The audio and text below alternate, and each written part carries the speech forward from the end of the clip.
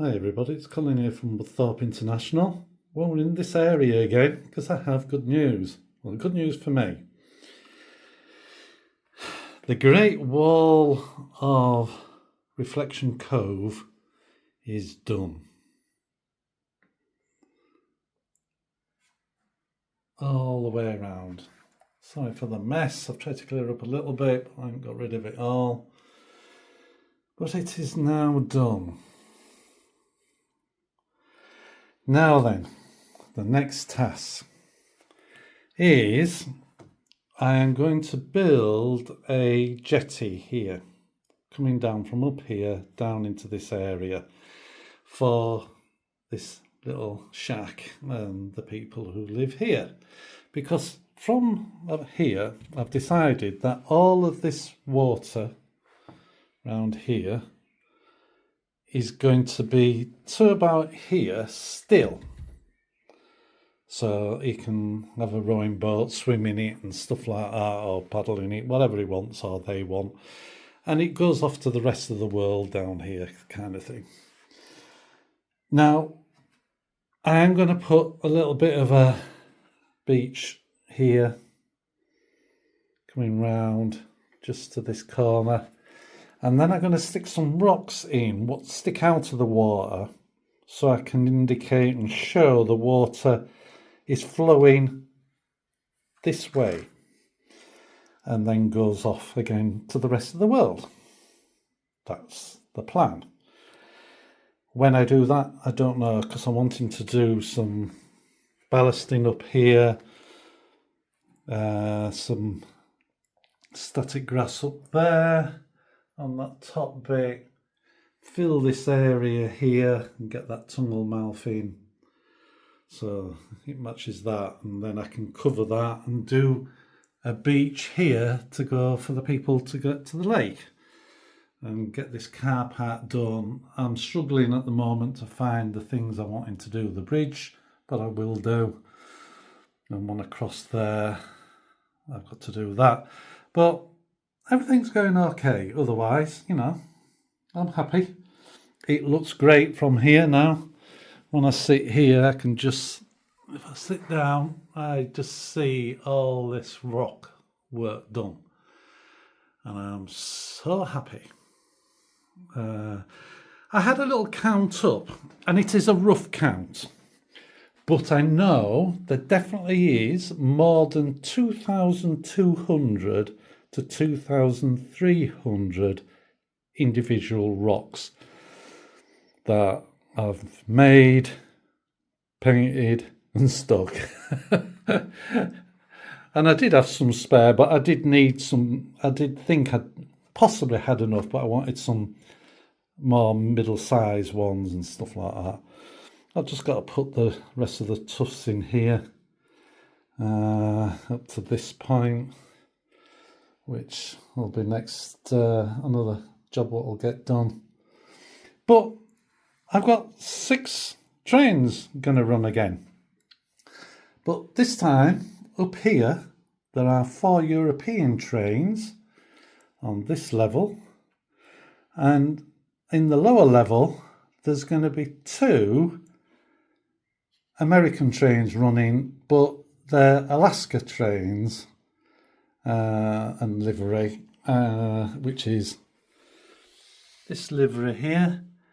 And I'm going to mainly show it running past the snow scene because that livery does a lot with snow behind it or in front of it or whatever. So I'll just do a little bit of filming of that and a bit of just showing them going round. And I have some trains what you've never seen run. One of them I'm just going to show you before it does some actual running because it's quite an interesting one. Yeah, this is a train you haven't seen, and I don't know if it's an advert or it belongs to the company,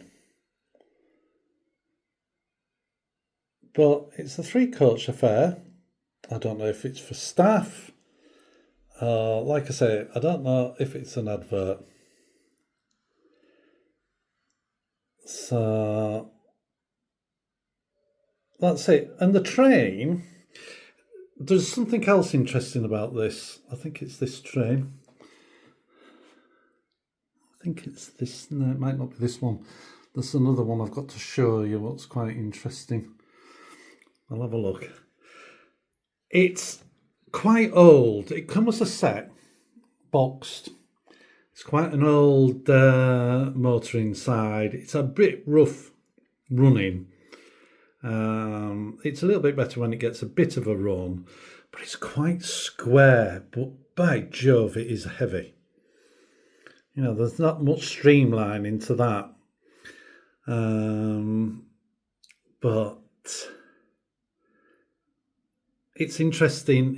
I mean, the livery is nothing like the coaches, but it came as this set. So, but it's just, I just love the livery on this. Seeing the Nor symbol on the side. I haven't seen Nor for many years. It's made me want to look in supermarket to see. So this is another train I believe you haven't seen, and again this comes as a set of the locomotive, 2 coaches, and the rear coach, which is a control, got a cabin on the end for them to drive, so it's a push and pull, which I like. But electronics, certain electronics are beyond me, and it's very clever. Now, as you can see, there is no lights on the front of the train, and the light button isn't pressed. Now, if I press the light button, there still isn't, because it doesn't have lights on, which is a shame, because the back end does. But what is very clever, now I don't know if the reason the guy who put the light in this couldn't get it in for space or what on the locomotive, I do not know, but it doesn't go on the direction of travel like a lot of them double-ended trains, DMUs do. If you change one end, it changes the other to the opposite. It actually changes, and I'll just move it round here, try and get a bit more you can see. There's no lights on it at the moment. If it goes towards the direction of the cab, the lights work. But if it goes away from the cab, they work, but they're red. And it's just done on the motion of the wheel. There is a fairly big decoder inside there. You can see a little bit of it there. I don't know where it starts, but it's covering quite a big area. And on the wheels, there is a pickup. Just there. But it's very clever, in my little world, that they work on the direction, not from the controller. So they're always on, barring mucky track, which there sometimes is. And, it's like, it's not on at the moment. They do stay on. Let me just move it forward. They do stay on, even when there's no power to the unit. But I just think that's really clever. I like things like that. So let's have all these 6 trains running.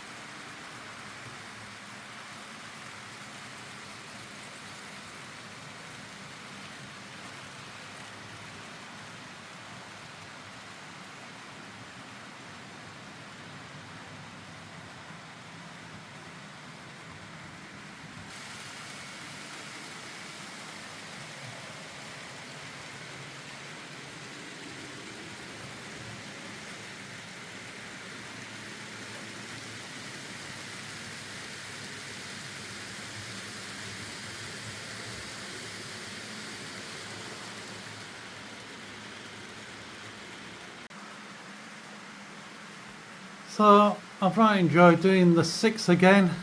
It's been great fun. It's nice to get some of the older stock out what haven't been run for a bit. And the Alaskan trains look great going past the snow. I love it. But thanks very much for watching. If you like, please hit the like, subscribe, and please leave a comment. Always interested to know what we think of it and what we're doing and any ideas. So thank you very much, and I'll speak to you in the next video. Bye for now. Bye.